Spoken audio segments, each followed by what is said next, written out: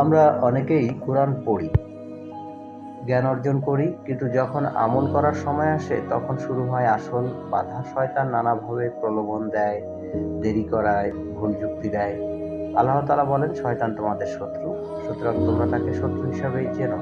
অর্থাৎ এই বাধা আসবেই, এটাই বাস্তবতা। আবার কোরআন পড়লে মানুষ বোঝে দুনিয়া সামান্য, আখিরাত অনেক বড়, কিন্তু কাজের সময় এসে সে টিকে থাকতে পারে না।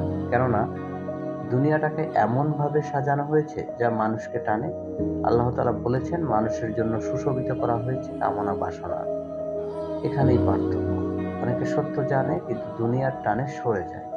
তাই নিজেকে প্রশ্ন করুন, আমি কি সত্য জানার পরও থেমে যাচ্ছি, নাকি লড়াই করে এগিয়ে যাচ্ছি? কারণ দুনিয়ার টান থেকে বাঁচাটাই আসল পরীক্ষা, আর সফল তারাই যারা সত্য জেনে তা মেনে চলে।